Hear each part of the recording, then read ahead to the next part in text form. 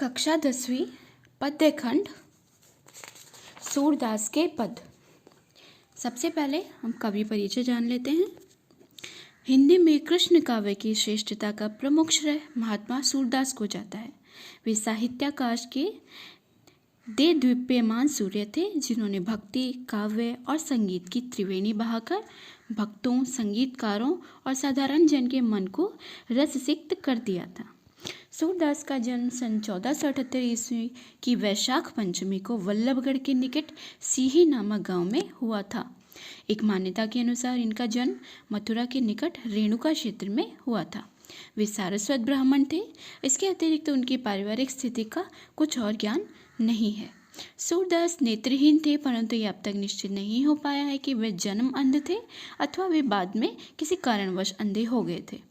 उनके काव्य में दृश्य जगत के सूक्ष्म अति सूक्ष्म दृश्यों का सजीव चित्र प्रस्तुत किया जाता है।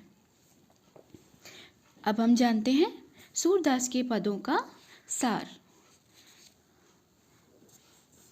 सूरदास के द्वारा रचित सूरसागर में संकलित भ्रमर गीत से लिए गए 4 पदों में से गोपियों के विरह भाव को प्रकट किया गया है।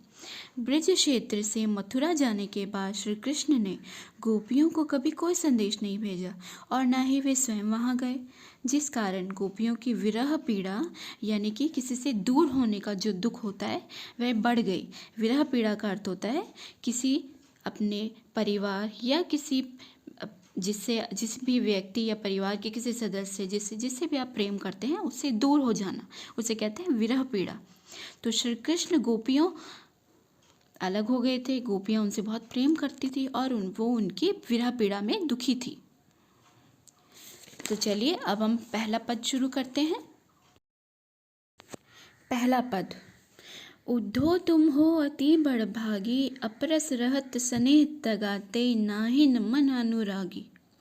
पुरहि निपात रहत जल भीतर, तारस देह न दागी। ज्यों जल माह तेल की गागरी, बूंद न ताको लागी। प्रीति नदी में पाँव न बोरियो, दृष्टि न रूप परागी। सूरदास अबला हम भोरी, गुर चाटी जो पागी। तो बच्चों अब हम शब्दार्थ देख लेते हैं। बड़भागी, बड़भागी का मतलब होता है भाग्यवान, लकी जिसे कहते हैं। बहुत ही भाग्यशाली व्यक्ति जो होता है उसे बड़भागी कहते हैं। अपरस यानी नीरस, अछूता।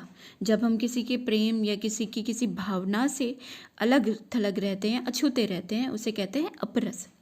तगा का मतलब होता है डोरा, धागा या कोई किसी भी प्रकार का बंधन।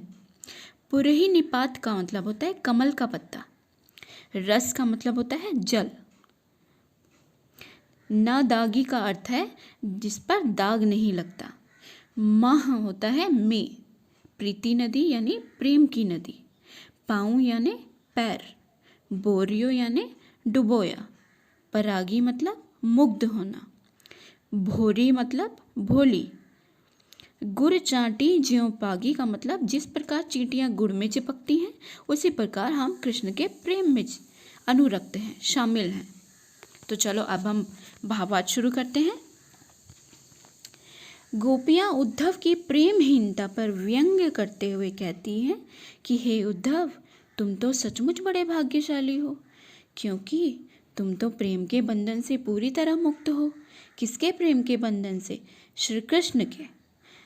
तुम्हारे मन में तो श्री कृष्ण के प्रति बिल्कुल भी प्रेम नहीं है, तुम उनके प्रेम में बिल्कुल भी डूबे नहीं हो।